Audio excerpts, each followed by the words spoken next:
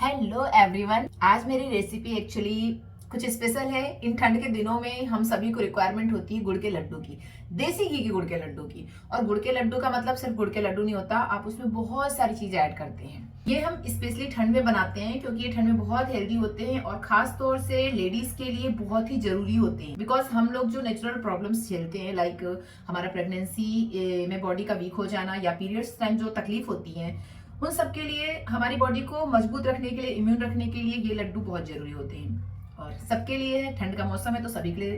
तो आज के मेरे इंग्रेडिएंट हैं गुड़ के लड्डू। मेन तो गुड़ ही होता है, तो ये हमारा गुड़ है। ये हमारे ड्राई फ्रूट्स हैं, काजू, बादाम, किशमिश, मखाने और कटे हुए छुहारे या खारक, जो भी बोले आप, जो हम इसमें तलकर डालेंगे। इसके अलावा इसमें डलेगा सोंठ, खस और गोंद।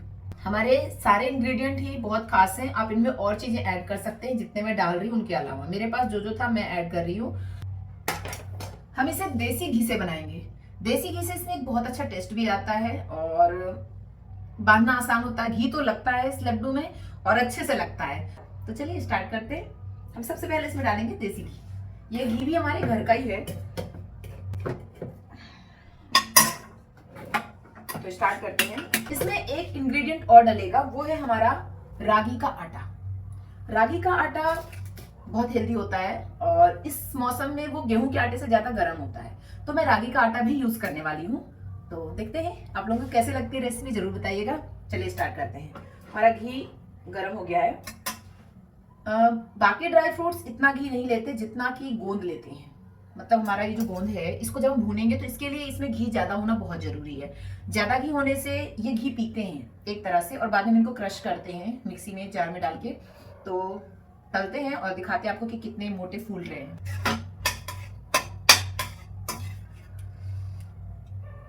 क्योंकि घी लगेगा इसमें, इसलिए घी थोड़ा डाल लें। थोड़ा ज्यादा हो जाए प्रॉब्लम नहीं है, लेकिन अगर कम हो गया तो हमारे गोंद प्रॉब्लम कर देंगे।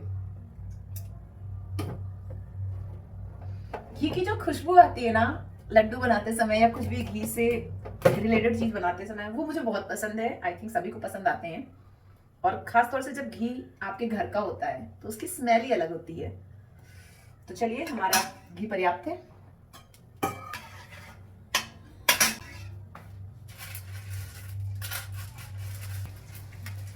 आप रेसिपी में अपने हिसाब से चीजों को कम ज्यादा कर सकते हैं।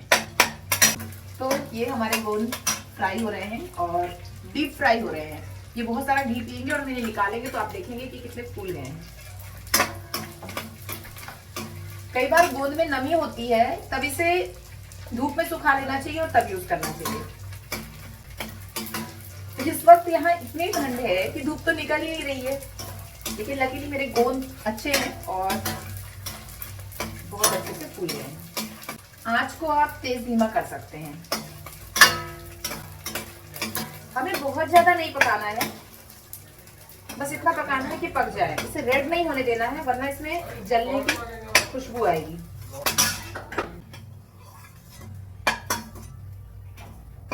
ये देखिए, हमारे गोंद डीप फ्राई करने के बाद कितने अच्छे लग रहे हैं। अब हम बाकी जितने हमारे ड्राई फ्रूट्स हैं उन्हें धीरे धीरे पका लेंगे। जो हार्ड चीजें हैं, लाइक बादाम या काजू हैं, जो भी हार्ड चीजें हैं, उन्हें हम पहले सेक लेते हैं और सबको एक साथ क्रश कर लेंगे। कुछ को अलग भी करेंगे, क्योंकि सब अलग अलग तरीके से क्रश होते हैं। जो हार्ड है वो अलग तरीके से अपना टाइम लेते हैं और जो सॉफ्ट है उनको अलग टाइम देना पड़ता है क्रश करने के लिए। तो मैंने ये डाले बादाम। मेरा गैस अब बंद है बिकॉज ये बहुत गर्म हो गया है। स्टील की कढ़ाई है, आज की चीजें बनाएंगे तो वो जल जाएंगी। अब मैं इसमें 3 चीजें डाल रही हूँ, बादाम, काजू और हमारे खारक। अब मैं गैस ऑन करती हूँ क्योंकि थोड़ा, अब मैंने गैस ऑन कर दिया वापस से धीमी आंच में और हम इन्हें पका रहे हैं। आप देखेंगे थोड़ी देर में कि ये फ्राई होने के बाद कैसे दिख रहे हैं। मुझे ऐसा लगता है कि बहुत ज्यादा मात्रा में हम लोग इसे नहीं बना पाने की वजह से थोड़ा सा डर जाते कि यार कैसे बनाए गुड़ के लड्डू। आप फ्रेश बनाइए, ऑलमोस्ट हर 2 हफ्ते में बनाइए, लेकिन ठंड में इसे जरूर खाइए। ये रियली बॉडी के लिए बहुत बहुत बहुत अच्छा होता है। आपके घर का बना है, शुद्ध है टेस्टी है, हर हाल में अच्छा है। हमें ड्राई फ्रूट को बहुत ज्यादा कड़क नहीं करने हैं, बस पकाना है और ऐसा कि उसमें फ्लेवर भी हो और वो जले भी नहीं। ये भी बस होने वाले हैं। मुझे सीरियसली इनमें से कोई भी चीज कभी बनाई नहीं आती थी। धीरे धीरे कम कम क्वांटिटी में मैंने हर चीज सीखी और अब मुझे ऐसा लगता है कि हाँ, जब जरूरत होगी मैं बना लूंगी। तो मुझे लगा कि ये रेसिपी मुझे आप लोगों के साथ शेयर करनी चाहिए। बहुत से लोग हैं जो ये चीज बनाने में डरते हैं आज भी, खासतौर से जब हमारी नई शादी होती है तो हमें इतनी चीजें पता नहीं होती है। धीरे धीरे वक्त के साथ हमें बहुत सारे तजुर्बे हो जाते हैं और हम अपने बच्चों की रिक्वायरमेंट समझने लगते हैं और दादी नानी के नुस्खे याद आने लगते हैं और धीरे धीरे हम हैबिचुअल हो जाते हैं। ये सब चीजें अपनी लाइफ में ले आते हैं। मैं इसमें लास्ट में डाल रही हूँ ये मखाने और हमें गैस बंद कर देना चाहिए क्योंकि ये हो चुका है, बस ज्यादा पकाने की जरूरत नहीं है। मखाने मैंने लास्ट में इसलिए डाले हैं क्योंकि अगर तुरंत डाल देते तो जल जाते। जो ज्यादा कड़ी चीजें हैं उन्हें पहले पका लीजिए और जो ज्यादा नरम चीजें हैं जो इजीली क्रश हो जाती हैं उन्हें लास्ट में। तो हमारे ये भी तैयार हो गए हैं। मैं आपको दिखाती हूँ ये कैसे पके हैं। यहाँ बस एक चीज का ध्यान रखना है, ये सारे काम बहुत फटाफट करना है। आप सारे इंग्रेडिएंट प्रॉपर तैयार कर लें और उसके बाद ये काम करें। अगर आपने ये सोचा कि हाँ ठीक है हम तुरंत तुरंत करते जाएंगे तो सारा रेसिपी बिगड़ जाएगा। देखिए ये अच्छे से रोस्ट हो गए हैं। खस को हम नहीं भूनेंगे। अब मैं इसमें आटा डालूंगी, रागी वाला। और आटा जो है बहुत ज्यादा मात्रा में नहीं, आई थिंक मुश्किल से मुझे 1 से 1.5 मुट्ठी लगेगा इतने सारे इंग्रेडिएंट में आटा। हर किसी का हर रेसिपी में अपना अलग तरीका होता है कि उसे कितना क्वांटिटी में कोई चीज चाहिए। कुछ लोग गुड़ ज्यादा पसंद करते हैं, कुछ लोग सिंपल आटा डालते हैं। मैंने यहाँ पे मुश्किल से 3 चम्मच रागी का आटा डाला, ये बड़ा चम्मच है तो 3 चम्मच हमने रागी का आटा, थोड़ा सा और डाल देती हूँ मैं, बस मेरे लिए पर्याप्त लग रहा है मुझे। मैं इसे उसी कढ़ाई में उसी बचे हुए घी में सेक रही हूँ। कुछ बहुत मेहनत करने की जरूरत नहीं है, आसानी से ये भुन जाएगा। ये फायदा इसका है कि रागी का आटा गर्म होता है और प्लस हमारे ड्राई फ्रूट के साथ गुड़ को बांधने में ये आसानी देता है। तो मैं वापस ऑन कर रही हूँ। रागी का आटा ऑलरेडी डार्क कलर में होता है तो जब भी आप इसे भूने इसमें ध्यान दें कि ये जल तो नहीं रहा है। रागी का आटा थोड़ा सा वक्त कम लेता है गेहूं के आटे की तुलना में भुनने में, तो मन में इत्मीनान रख के इजीली धीमी आंच पे धीरे धीरे भुने। फिर इससे भीनी भीनी खुशबू आने लगेगी, बस वहीं पर रुक जाए। बहुत देर किया तो चूंकि इसमें कलर ऑलरेडी डार्क है, समझ में नहीं आएगा कि कब जल जाएगा। मुझे ऐसा लगता है कि इन कामों को करने में बहुत वक्त नहीं लगता। मैं हमेशा कम क्वांटिटी में और हफ्ते 2 हफ्ते में 3 हफ्ते में बनाती रहती हूँ। फ्रेश भी रहता है, ओल्ड नहीं होता, प्लस टेस्टी भी होता है। मार्केट में यही चीजें बहुत महंगी मिलती हैं और हमारे हाथ की नहीं होती तो वो मजा नहीं है। प्लस सब कुछ आना चाहिए। वैसे भी मुझे लगता है कि एक कितनी भी मॉडर्न लेडी हो, जब गृहिणी बनती है, माँ बनती है, पत्नी बनती है, तो लगभग सब कुछ सीख लेती है अपनों के लिए। जब ये भुन जाएगा तब मैं इन्हें क्रश करूंगी। ये बहुत अच्छी खुशबू छोड़ रहा है और मैं इसे बंद कर रही हूँ क्योंकि अब जितनी गर्माहट है उससे ये इजीली इतना पक जाएगा कि मुझे और ज्यादा पकाने की या गैस ऑन करके रखने की जरूरत नहीं है। थोड़ी देर हम चलाते रहेंगे। हमने अगर इसमें छोड़ा इसे तो ये जल जाएगा आटा, और आटा जला मीन्स मान के चलिए सारा टेस्ट खराब है। आटा भुन चुका है और अब मैं आटा को शिफ्ट कर लेती हूँ।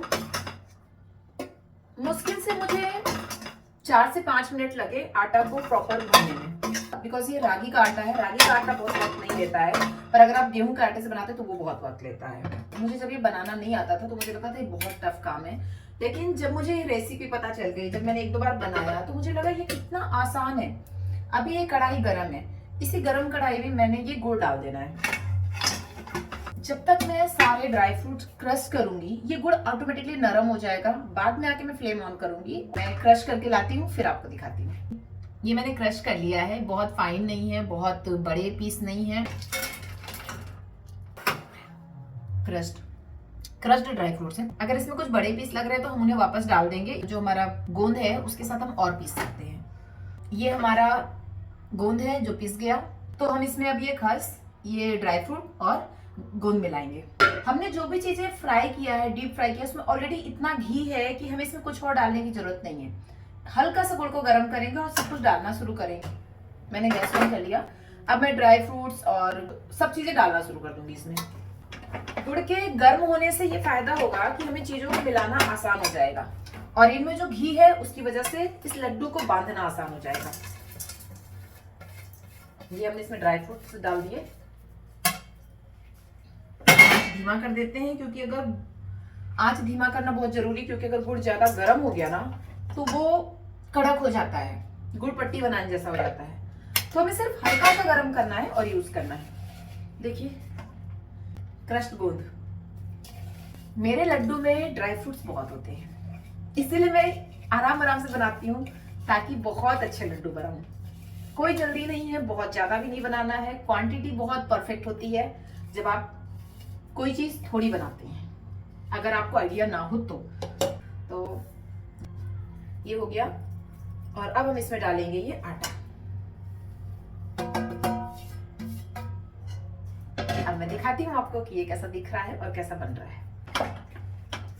अगर किसी वजह से ये ड्राई हो गया या कोई और दिक्कत हो गया तो हम इसमें घी मिलाकर इसे बांध लेंगे, और यकीन मानिए बहुत टेस्टी बनने वाला है।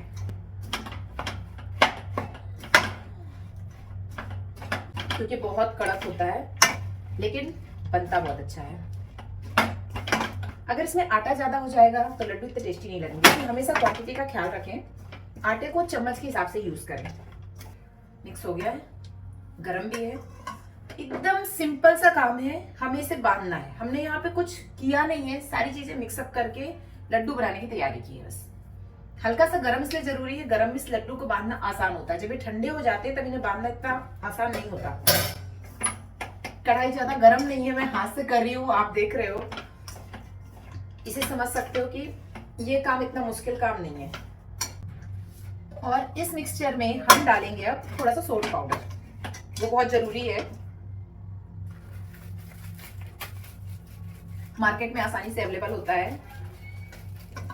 सर्दी में जिस तरह हम अदरक की चाय पीते हैं वैसे इस लड्डू में सोड रिक्वायर्ड होता है।